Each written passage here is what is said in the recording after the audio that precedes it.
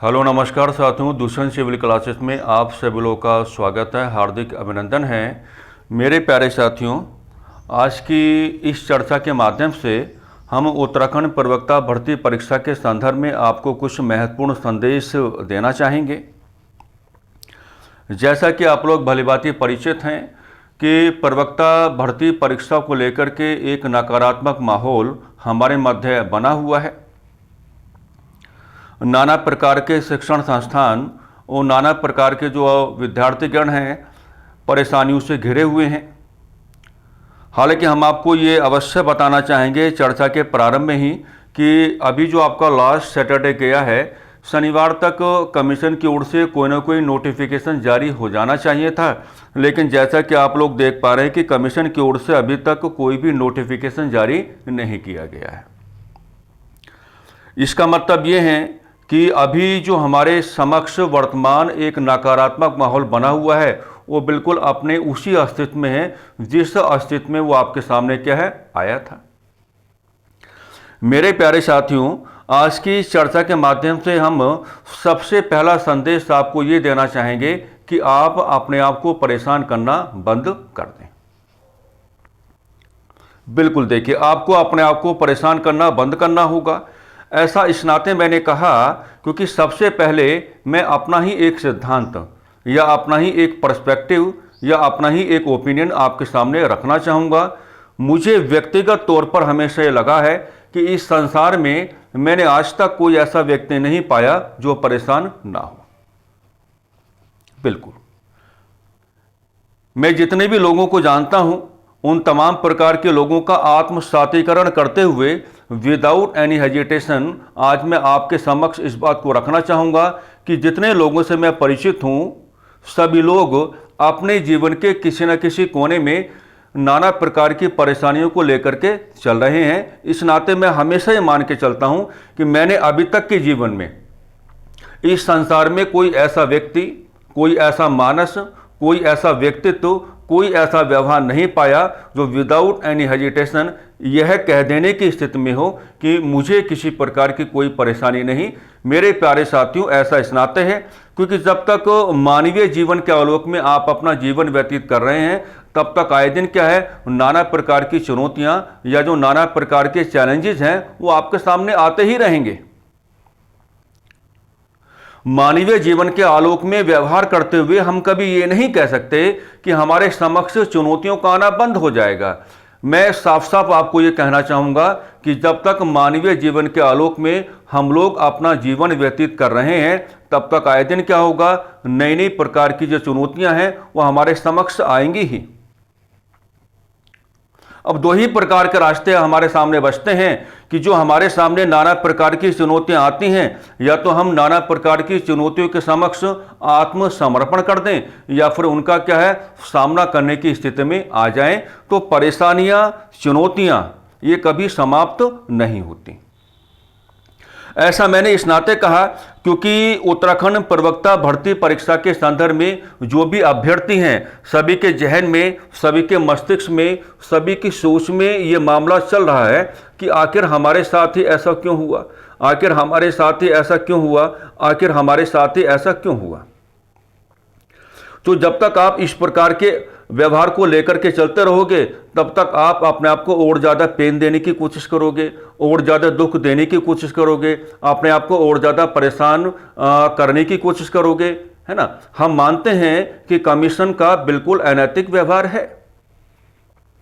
परीक्षा के बीच में इस प्रकार का जो डिस्टर्बेंस है बिल्कुल भी नहीं आना चाहिए, लेकिन अब आ गया है तो इसका सामना आप लोग किस प्रकार से करके चलोगे या इस चीज़ को आप लोग किस प्रकार से टैकल करके चलोगे। तो मैं तो पहला संदेश आपको यही देना चाहूँगा कि जब तक आपका मानवीय जीवन के आलोक में अस्तित्व बना हुआ है तब तक इस प्रकार की नई नई प्रकार की चुनौतियाँ आए दिन आपके सामने आती रहेंगी और आपको उनका सामना करके चलना पड़ेगा।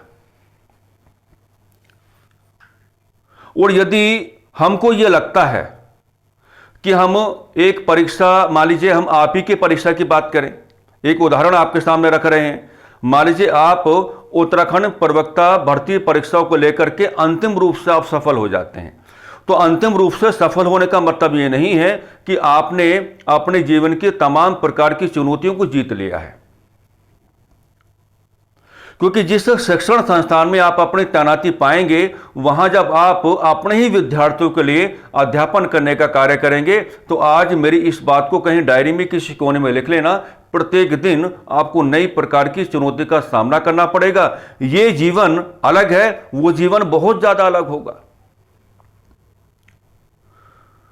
तो समझदार लोग लगातार आपको ये सिखाने का कार्य करते रहते हैं कि मानवीय जीवन के आलोक में कभी भी चुनौतियां समाप्त नहीं होती। जैसे जैसे आप अपने जीवन के संदर्भ में नाना प्रकार के लक्ष्यों का निर्धारण करते हैं, तो लक्ष्यों की पूर्ति के क्रम में भी आपको क्या है, नाना प्रकार की चुनौतियों का सामना करना पड़ता है। और लक्ष्य की पूर्ति होने के बाद जिस तरीके से आपके जीवन में परिवर्तन आते हैं, तो उन परिवर्तनों के आलोक में भी मेरे प्यारे साथियों आपको नाना प्रकार की चुनौतियों का सामना करना पड़ता है। तो निष्कर्ष तो यही निकलता है कि जब तक मानवीय जीवन के आलोक में हम अपना जीवन व्यतीत कर रहे हैं, तब तक चुनौतियां आएंगी, हमको उनका सामना करना है, आत्मसमर्पण नहीं करना है। यह बात आपके समझ में आ जानी चाहिए। इसमें एक उदाहरण और हम आपके समक्ष क्या है रखने का कार्य करेंगे। आप एक किसी फोन का उदाहरण आप लेकर के चले। अब देखिएगा, अक्सर देखा जाता है कि कई बार जो आपका फोन है हैंग करने लगता है, कई बार जो आपका फोन है आपको परेशान करने लगता है ना। तो फोन हैंग क्यों होता है या फोन परेशान आपको क्यों करता है? देखिए, जब हम फोन का लगातार प्रयोग करते रहते हैं, तो लगातार प्रयोग करने की प्रक्रिया में फोन में है ना जो आपकी मेमोरीज हैं वो स्टोर होती रहती हैं, यानी कि जो आपके पुरानी मेमोरीज हैं वो स्टोर होती रहती हैं। अब जब तक हम पुरानी मेमोरीज को फोन से बाहर नहीं निकालेंगे, तब तक फोन आपका उचित तरीके से या सकारात्मक रूप से सहयोग नहीं करेगा। और जब तक हम अपनी ही डिवाइस में यानी कि अपने ही फोन में जो ओल्ड मेमोरीज हैं, जब तक हम उनको स्टोर करके रखेंगे, तब तक वो हमको परेशान करेगा, तब तक वो हमको क्या है दुविधा में डालने का कार्य करेगा। जो जिस प्रकार से हम अपने फोन से या हम अपनी किसी भी डिवाइस से ओल्ड मेमोरीज को बाहर निकाल करके उसको एक नया जीवन देने का कार्य करते हैं या उसको सकारात्मक रूप देने का कार्य करते हैं, तो फिलहाल आपने भी ऐसा ही व्यवहार करना है। इस नकारात्मक माहौल को लेकर के जो भी आपने अपने मस्तिष्क में, अपने व्यवहार में, अपनी सोच में या अपने व्यक्तित्व में जो भी आपने मेमोरीज स्टोर कर ली हैं, आप उनको पहले बाहर का रास्ता दिखाओ। क्योंकि जब तक आप उनको बाहर का रास्ता नहीं दिखाओगे, तब तक आपके व्यक्तित्व में सकारात्मक ऊर्जा नहीं आएगी। और इस नकारात्मक माहौल में सकारात्मक ऊर्जा का आना काफी ज्यादा जरूरी है। तो ये एक सबसे पहला संदेश हमने आपको देना था। हम मान के चलेंगे कि यह संदेश आपको काफी गहराई में जाकर के क्या है लाभान्वित करने का कार्य करेगा, आपको इस नकारात्मक माहौल के आलोक में एक सकारात्मक संरक्षण देने का कार्य करेगा। मेरे प्यारे साथियों, जो भी आपके वैकल्पिक विषय हैं, है ना, जो भी नाना प्रकार के विद्यार्थीगण हैं और जो भी नाना प्रकार के विद्यार्थीगण हैं, सभी का वैकल्पिक विषय एक तो नहीं है, यानी कि सभी के जो आपके वैकल्पिक विषय हैं अलग अलग प्रकार के हैं। तो हम आपको ये अवश्य यहां पर कहना चाहेंगे, अपने अपने वैकल्पिक विषय के संदर्भ में मजबूत सकारात्मक थ्योरी ओरिएंटेड जो आपके टेक्स्ट बुक हैं उनका चुनाव करके चलें। मार्केट में पाई जाने वाली नाना प्रकार की किताबें जो केवल और केवल आपको तथ्यात्मक जानकारी देने का कार्य करती हैं, वो किताबें आपको सहयोग करके नहीं चलेंगी। यहां मामला एक विषय को तैयार करने का है। और जब हम किसी भी विषय को तैयार करने की बात करते हैं मेरे प्यारे साथियों, तो जो आपका फैक्चुअल ग्राउंड है वो बहुत बाद में जुड़ता है। सबसे पहले आप क्या जोड़ के चलेंगे, कॉन्सेप्ट ओरिएंटेड आपको अपने आप को बनाना पड़ेगा। और यदि आप अपने आप को कॉन्सेप्ट ओरिएंटेड बनाना चाहते हैं, तो अपने अपने वैकल्पिक विषयों के संदर्भ में जो भी महत्वपूर्ण आपके टेक्स्ट बुक्स हैं, आप उनका चुनाव करके चलेंगे। इस वीडियो के साथ जैसे ही आपको जुड़ाव हो, आपको ये बात बिल्कुल अपने मस्तिष्क में बैठा लेनी है और अपने अपने वैकल्पिक विषय के संदर्भ में आप लगातार क्या है, जो भी अच्छे अच्छे टेक्स्ट बुक्स हैं, आप उनको जरा मार्केट से एक बार उठाओ, उनके साथ अपना जुड़ाव करके चलो। मैं तो कहा हूं कि सफलता आपको अच्छी तरीके से कैसे मिलेगी। आप एक काम करो, अपने ही वैकल्पिक विषय को अपना जीवन बना लो। आप एक काम करो कि आप अपने ही वैकल्पिक विषय को अपना जीवन बना लो। तो वैकल्पिक विषय को जैसे ही आप अपना जीवन बनाने का कार्य करोगे, कॉन्सेप्ट ओरिएंटेड स्टडी लेकर के चलोगे, तो आपको आनंद की अनुभूति होगी, आपको अच्छा लगेगा, विषय आपका सहयोग करेगा और आपकी सफलता आपके नजदीक आती रहेगी। यह था आपका दूसरा संदेश। तीसरा संदेश जहां पर हम आपको यह देना चाहेंगे मेरे प्यारे साथियों, कि आप एक काम कर लें कि जो भी टेक्स्ट बुक्स आप मार्केट से उठाएंगे, ऐसा नहीं है कि मान लीजिए आपने 4 से 5 टेक्स्ट बुक्स आपने उठाने का कार्य किया और उनको एक दिन में एक साथ ही आपने पढ़ने का कार्य किया। ऐसा नहीं होता है। आप अपने पाठ्यक्रम के अनुसार जो भी आपके टेक्स्ट बुक्स बनती हैं, आप उनका चुनाव करेंगे और एक एक जो आपके टेक्स्ट बुक्स है उसको बुक जो है उसको पढ़ने का आप क्या है कार्य करेंगे। तो आप हमारे कहने से एक काम और कर सकते हैं कि टेक्स्ट बुक को आप पढ़ने का कार्य करें और पढ़ने की प्रक्रिया में क्या है, अपने जो आपके सेल्फ नोट्स हैं आप उनको भी बनाने का कार्य करें। क्योंकि ये तो आपने सुना होगा, जब आप खुद से नोट्स बनाते हैं तो वो आपकी सबसे मजबूत ताकत होती है। तो टेक्स्ट बुक को आपको केवल रीड नहीं करना है, टेक्स्ट बुक को आपको पढ़ना है, समझना है और समझने की प्रक्रिया में, पढ़ने की प्रक्रिया में आपको अपना क्या है एक व्यवस्थित नोट्स आपको बनाना है, जो आपका सबसे बड़ा क्या माना जाएगा, सहयोगी धरातल माना जाएगा। यह काम भी आपको इस समय करने की आवश्यकता है। अपना टाइम बर्बाद ना करें, बिल्कुल समय की बर्बादी करने का मतलब ही नहीं है। यह था आपके लिए संदेश नंबर 3। अब देखिए, आप एक काम और यहां पे कर सकते हैं कि मान लीजिए हम आपको यह बताना चाहें कि देखिए, मान लीजिए आप में से कोई भी हो सकता है। मैंने कहा कि ए और ए को मैंने क्या माना, ए को मैंने क्या माना, स्टूडेंट यहां पर माना, ए को मैंने क्या माना, स्टूडेंट यहां पर माना, है ना। आप में से कोई भी हो सकता है। ए मैंने कहा ए क्या है, विद्यार्थी है।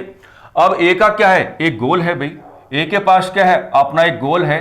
ए के पास क्या अपना एक गोल है, यानी कि अपना क्या लक्ष्य है। वो लक्ष्य क्या है, प्रवक्ता भर्ती परीक्षा। लक्ष्य क्या है भाई, लक्ष्य है प्रवक्ता भर्ती परीक्षा। यानी कि ए को क्या है, हर हाल में प्रवक्ता बनना है। तो लक्ष्य ए ने क्या बनाया, प्रवक्ता भर्ती परीक्षा। क्योंकि ए चाहता है, ए यही चाहता है कि मुझे हर हाल में क्या बनना है, मुझे हर हाल में क्या बनना है, प्रवक्ता बनना है। हर हाल में मुझे क्या बनना है, प्रवक्ता बनना है। तो ये जो आपका पूरा एक प्रक्रिया होगा, देखिएगा, ये जो आपका पूरा एक प्रक्रिया होगा, इस प्रक्रिया में आपको क्या काम करना है। सबसे पहला काम तो आपको यह करना है भैया, जो भी आपके चारों ओर नकारात्मक लोग हैं, जो भी आपके चारों ओर नकारात्मक लोग हैं, तो फिलहाल के लिए उनको क्या करो, नमस्कार कर दो। यानी कि जो भी आपके चारों ओर नकारात्मक लोग हैं, इनसे जरा दूरियां बना के चलो, इनसे जरा क्या है दूरियां बना के चलो। जो भी आपके चारों ओर क्या नकारात्मक लोग हैं, इनसे आप क्या है दूरियां बना के चलो, इनसे आप क्या है दूरियां बना के चलो। ठीक है। इस पूरी प्रक्रिया में जैसे मैंने अभी आपको बताया कि आपके पास जो आपकी इफेक्टिव यानी कि परीक्षा उपयोगी आपके पास क्या होनी चाहिए, टेक्स्ट बुक्स आपके पास होनी चाहिए। परीक्षा उपयोगी क्या होनी चाहिए आपके पास, टेक्स्ट बुक्स आपके पास होनी चाहिए। परीक्षा उपयोगी क्या है, टेक्स्ट बुक्स आपके पास होनी चाहिए। नकारात्मक लोगों से जुड़ाव करने से कहीं ज्यादा बेहतर यह माना जाएगा यहां पर कि आप किसके साथ अपना जुड़ाव लेके चले। आप अपनी जो किताबें हैं, जो आपकी इफेक्टिव टेक्स्ट बुक्स हैं, जो भी आपके अलग अलग प्रकार के वैकल्पिक विषय हैं, तो आप उनके साथ क्या यहां पर अपना जुड़ाव करके चले। यदि आपको लगता है कि आपको किसी क्लास की आवश्यकता है, तो हम ये बिल्कुल कहना चाहेंगे कि आपका जो एसोसिएशन है क्लास के साथ अवश्य हो जाना चाहिए। क्लास के साथ जो आपका एसोसिएशन है, यानी कि क्लास के साथ क्या है आपका जुड़ाव बिल्कुल हो जाना चाहिए। और हम आपको यह भी कहना चाहेंगे अपने अकॉर्डिंग जो भी आपके वैकल्पिक विषय हैं उसमें आप क्या है एक इफेक्टिव जो टीचर है उसको भी क्या है अपने साथ यहां पर जोड़ के चले। इफेक्टिव जो टीचर है उसको भी क्या है आप अपने साथ जोड़ के चले। ये चुनाव आपको करना है कि कौन आपके लिए इफेक्टिव है और कौन आपके लिए क्या है नॉन इफेक्टिव है। ये चुनाव आपको करके चलना है, ये चुनाव क्या आपको करके चलना है। तो इस पूरी प्रक्रिया में नकारात्मक लोगों से आपको दूरियां बनानी है और आपको अपने जो वेरी पॉजिटिव एसोसिएशंस हैं वो आपको कहाँ इस्टेब्लिश करके चलने हैं, अपनी किताबों के साथ अपने आप को जोड़ो। यदि आपको लगता है कि क्लास आपके लिए जरूरी है तो आप अपने आप को क्लास के साथ भी जोड़ें, और कोई ना कोई टीचर आपके जीवन में अवश्य होना चाहिए, ये तो हम कहेंगे, है ना। भले ही आप क्लास के माध्यम से ना जुड़ें, आप अपने संदेशों के माध्यम से जुड़ें, आप अपने संवादों के माध्यम से जुड़ें, या आप अपने बातचीत के धरातल के माध्यम से जुड़ें, लेकिन हम आपको यहां अवश्य ये कहना चाहेंगे कि किसी न किसी टीचर को आपको क्या है, जो लोग अध्यापन कर रहे हैं आपके वैकल्पिक विषयों के संदर्भ में, तो उन लोगों को आप क्या है किसी भी माध्यम से क्या है भी अपने साथ जोड़ सकते हैं। इससे क्या होता है कि भटकाव कम होता है। इससे क्या होता है कि जब जब आपके सामने परेशानियां आती हैं तो आप उन परेशानियों को जैसे ही अपने अध्यापक के समक्ष रखते हो तो अध्यापक आपको कोई ना कोई एक सकारात्मक रास्ता देने का कार्य करता है। तो कहते हैं कि विद्यार्थी के जीवन में एक गुरु का होना बहुत ज्यादा आवश्यक है। यहां तो हम आपको कहना चाहेंगे, बिल्कुल जुड़ने का तरीका आप जैसे भी आपको अच्छा लगे, आप जहां भी जुड़ना चाहें, आप क्लास के माध्यम से जुड़ना चाहें, आप बातचीत के माध्यम से जुड़ना चाहें, आप अपने संवादों के माध्यम से जुड़ना चाहें, ये आपका तरीका होगा। लेकिन नकारात्मक जो लोग हैं उनसे आपको दूरियां बनानी है। फिलहाल आपका जीवन ये है, फिलहाल आपका जीवन ये है, आपकी किताबें, आपकी कक्षाएं और आपके अध्यापक और आप हो गए, ये आपका जीवन है। इस जीवन में आपको क्या है, अपनी तमाम प्रकार के क्या है मेरे प्यारे साथियों, सकारात्मक यात्राएं आपको करनी है। सकारात्मक यात्राएं क्या है आपको करनी है। एक तरीका और हम आपको बताते हैं, जैसे हमने साफ साफ कहा, आपकी इच्छा है, आप क्लास के थ्रू भी अपने आप को तैयार कर सकते हैं, आप क्लास के थ्रू भी अपने आप को तैयार कर सकते हैं, और आप सेल्फ स्टडी के थ्रू भी क्या है अपने आप को तैयार कर सकते हैं। आप सेल्फ स्टडी के थ्रू भी क्या है अपने आप को तैयार कर सकते हैं। लेकिन मामला यदि क्लास का हो या सेल्फ स्टडी का हो, तो यदि आप क्लास के साथ जुड़ेंगे तो अध्यापक गण तो आपके साथ जुड़ेंगे ही जुड़ेंगे। लेकिन यदि आप सेल्फ स्टडी के मोड में अपने आप को आगे बढ़ाना चाहते हैं तो आप तो भी जो आपके अध्यापक गण हैं, आप जैसे भी चुनाव करेंगे, अध्यापक गण का दोनों ही साइंस में होना क्या बहुत ज्यादा जरूरी है। चाहे आप क्लास के थ्रू अपने आप को तैयार करें या चाहे आप क्या है सेल्फ स्टडी के थ्रू क्या है अपने आप को तैयार करें, चाहे आप क्या है सेल्फ स्टडी के थ्रू क्या है अपने आप को तैयार करें। इसमें होता क्या है कि आपका ध्यान देखिए कहां पे आना चाहिए। सबसे पहला प्रोसीजर क्या होता है, सबसे पहला प्रोसीजर क्या होता है, नंबर 1 पे आप ये कह के चलेंगे कि आप कॉन्सेप्ट ओरिएंटेड रहें। आप क्या रहें, कॉन्सेप्ट ओरिएंटेड रहें। जो आपके वैकल्पिक विषय हैं, वैकल्पिक विषयों के संदर्भ में आपको जो अपने जेन्युइन कॉन्सेप्ट्स हैं आपको वो बनाने चाहिए। सबसे पहले मामला चाहे किसी क्लास का हो, आप किसी भी क्लास को जब अप्रोच करने का कार्य करेंगे तो आप कॉन्सेप्ट ओरिएंटेड होनी चाहिए। या यदि आप सेल्फ स्टडी के माध्यम से भी अपने आप को पढ़ाना चाहते हैं तो आप क्या होनी चाहिए, बिल्कुल कॉन्सेप्ट ओरिएंटेड आप होने चाहिए। बिल्कुल ये बात बहुत ज्यादा जरूरी है कि यदि आप कॉन्सेप्ट ओरिएंटेड नहीं है तो फिर आपको क्या है परेशानी होगा। ठीक है, और जब आप कॉन्सेप्ट ओरिएंटेड हो जाते हैं तो सेकंड प्रोसीजर क्या अपनाया जाता है कि आप क्या करेंगे, अपने आप को रिवाइज कराएंगे, यानी कि रिवाइज योरसेल्फ। लगातार क्या है अपने आप को क्या रिवाइज कराते रहें, रिवाइज योरसेल्फ, है ना। लगातार क्या अपने आप को रिवाइज कराना बहुत ज्यादा जरूरी हो जाता है, क्योंकि रिवीजन क्या देता है आपको, मैच्योरिटी लेवल देता है। मेरे प्यारे साथियों, यदि आपके अध्ययन में रिवीजन नहीं है तो आपका अध्ययन का वैल्यू अपने आप ही क्या है नेगेटिव हो जाता है, और यदि आपके अध्ययन में रिवीजन है तो आपका अध्ययन अपने आप ही क्या हो जाता है पॉजिटिव हो जाता है। क्या हो जाता है, पॉजिटिव हो जाता है। तो मामला चाहे किसी क्लास का हो या मामला चाहे आपकी सेल्फ स्टडी का हो, आपको कॉन्सेप्ट ओरिएंटेड सबसे पहले बनना चाहिए। आपको क्या कॉन्सेप्ट ओरिएंटेड सबसे पहले बनना चाहिए। उसके बाद क्या है आपको अपने आप को लगातार क्या रिवाइज कराना है। रिवीजन आपके अध्ययन को क्या देगा, एक परिपक्वता देने का कार्य करेगा, यानी कि आपको मैच्योर बनाने का कार्य करेगा। देन आफ्टर क्या करेंगे, आपका जो फैक्चुअल ग्राउंड रहता है, देन आफ्टर जो आपका फैक्चुअल ग्राउंड रहता है, जो आपका फैक्चुअल ग्राउंड रहता है, आप उसको क्या करेंगे, आप फैक्चुअल ग्राउंड को क्या करेंगे लास्ट में ऐड करेंगे। आप क्या है फैक्चुअल ग्राउंड को क्या है लास्ट में ऐड करेंगे। शुरुआत में कभी भी जो आपका फैक्चुअल ग्राउंड है ना मेरे प्यारे साथियों, उसको ऐड नहीं करना चाहिए। यही तो हम लोग गलती करते हैं, यही तो हम लोग गलती करते हैं। शुरुआत में कभी भी आप फैक्चुअल इंफॉर्मेशन को ऐड ऑन करने की कोशिश ना करें। फैक्चुअल इंफॉर्मेशन जो है ये सबसे लास्ट में ऐड की जाती है। जब किसी भी टॉपिक का रियल कॉन्सेप्ट आपके पास होता है, दुनिया भर के रिवीजन आपके पास होते हैं, और जब उसी टॉपिक को आधार बना करके आप फैक्चुअल ग्राउंड को कैलकुलेट करने का कार्य करते हो, तो जो भी आपकी अनिवार्य तथ्यात्मक जानकारियां हैं वो अपने आप ही क्या है, आपकी हो जाती हैं। जैसे उत्तराखंड प्रवक्ता भर्ती परीक्षा नागरिक शास्त्र जैसे विषय के संदर्भ में एक बार आपके यहां सवाल क्या पूछा गया कि निम्न में से किस राजनीतिक विचारक का यह मानना था कि स्वतंत्रता अति शासन का विरोधी है ना, कि स्वतंत्रता अति शासन का विरोधी है। अब दो ही तरीके हैं, या तो बार बार आप इसको क्या है रटने का कार्य करें कि किसने कहा, किसने कहा, किसने कहा, किसने कहा। भैया शीले महोदय ने कहा, मान लीजिए शीले महोदय का मानना यह था कि स्वतंत्रता अति शासन का विरोधी है। तो या तो एक चीज यह है कि आप लगातार इसको रटते रहें कि भैया किसने कहा, और आपके नागरिक शास्त्र जैसे विषय की कहानी यह है दुनिया भर के राजनीतिक विचारक आपके पास हैं, दुनिया भर के राजनीतिक विचारकों के कथन आपके पास हैं।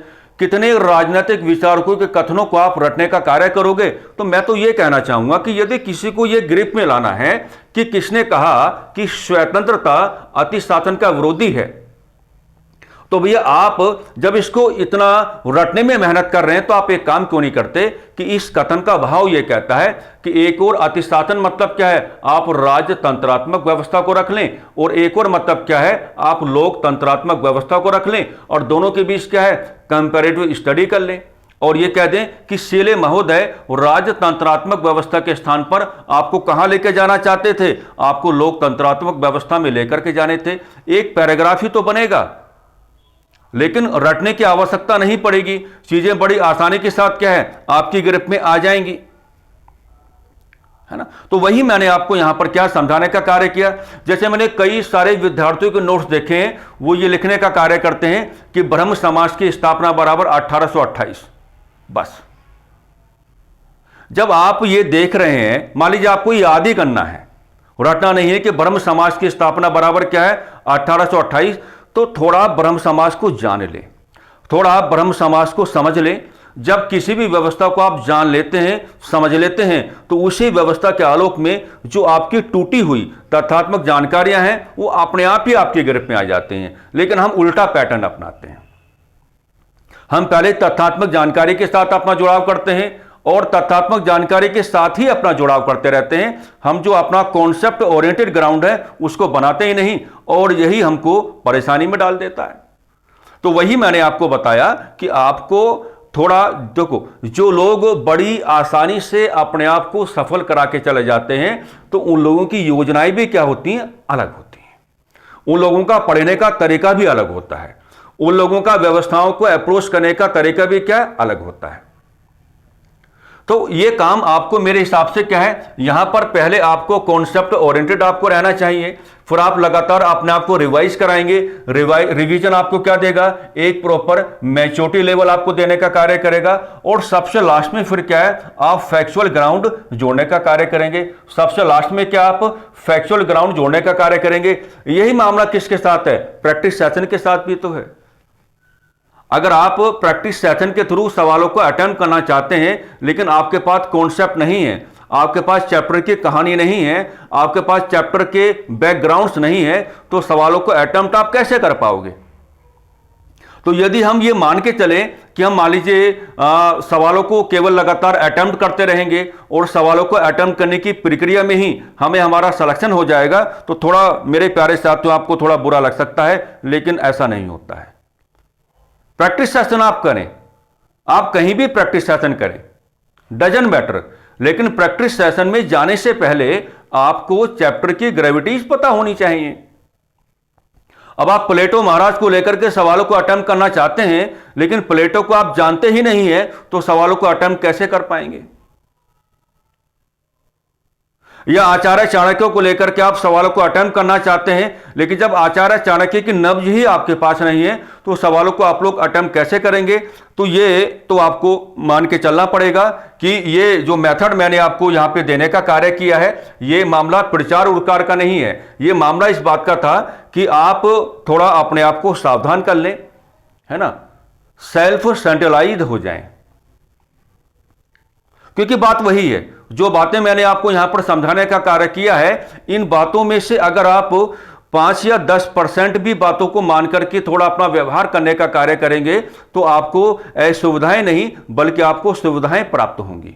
मैंने हमेशा कहा है, इस संसार में जितने लोगों को आप नहीं जानते, गौर करना, इस संसार में जितने लोगों को आप नहीं जानते, इसका मतलब यह है उतने दुखों को आप नहीं जानते। गौर करना, इस संसार में जितने लोगों को आप नहीं जानते, इसका मतलब यह है कि आप उतने दुखों को नहीं जानते। आप कभी देखना, आपका जिन जिन लोगों के साथ संवाद है, जिन जिन लोगों के साथ आपके संबंध हैं, है ना, मैं दावे के साथ कह सकता हूं कि प्रत्येक व्यक्ति के पास किसी ना किसी प्रकार की कोई परेशानी है। यानी कि जितने लोगों को हम जानते हैं, हम उतने ही दुखों को जानते हैं, और जितने लोगों को हम नहीं जानते, हम उतने कम दुखों को जानते हैं। तो दुख सबके पास है, परेशानी सबके पास है। फिलहाल यह कहने की आवश्यकता है कि जो होगा देखा जाएगा। क्या कहा मैंने? फिलहाल यह कहने की आवश्यकता है कि जो होगा देखा जाएगा। और मैंने लगातार आपको यही संदेश देने का कार्य किया है, वैकल्पिक विषय कहीं जाने वाला नहीं है, इसको तैयार करो, इस पर अपना ध्यान आकर्षित करो। कैसे करोगे वो मैंने थोड़ा तरीका आपको यहां पर बताने का कार्य किया है, लेकिन बड़ी बात यह थी कि आप अपने आप को दर्द क्यों दे रहे हो। हम मानते हैं दर्द का विषय है, लेकिन कब तक देते रहोगे? कब तक अपने आप को परेशान करते रहोगे? क्या हमको यहां से अच्छा लगेगा कि आप वहां बैठे परेशान हैं, नाना प्रकार के दुख दर्द अपने आप को देने का कार्य कर रहे हैं? क्या हम आपको कुछ सिखा पाएंगे? नहीं। हम आपको तभी सिखा सकते हैं जब आप खुश हों, जब आपका मन अच्छा हो, जब आप सीखने के लिए तैयार हों।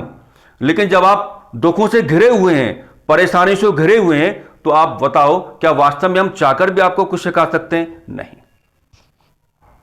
तो कुल मिलाकर के जो हमने यहां पर आपको महत्वपूर्ण बातें समझाने का कार्य किया है, इन महत्वपूर्ण बातों के साथ आपको जुड़ाव हो जाना चाहिए। अपने समय की बर्बादी किए बिना अपने अपने वैकल्पिक विषयों के संदर्भ में महत्वपूर्ण किताबों का चुनाव करें, उनके साथ अपना जुड़ाव करें, और जो कुछ अदर मेथड्स मैंने आपको यहां पर बताने का कार्य किया है उस पर भी काम करें। लेकिन मैं ये अवश्य चाहूंगा कि ये पैटर्न आपको अपनाना चाहिए, चाहे मामला किसी कक्षा का हो या चाहे मामला सेल्फ स्टडी का हो। मेरे प्यारे साथियों, पहले कॉन्सेप्ट ले लो, मान जाओ बात को, पहले क्या ले लो? कॉन्सेप्ट ले लो। उसके बाद लगातार अपने आप को रिवीजन कराते रहो, तब जाकर के आप फैक्चुअल ग्राउंड को जोड़ने का कार्य करो। तब ये जो आपके तथ्यात्मक जानकारियां हैं ये आसानी से जुड़ेंगी भी, और इनको आपको क्या है, रटने की आवश्यकता नहीं पड़ेगी। तो कुल मिलाकर के मेरे प्यारे साथियों, आप सभी लोगों के उज्जवल भविष्य की कामना करते हुए हम आज की इस चर्चा को थोड़ा विराम देना चाहेंगे। नमस्कार, धन्यवाद।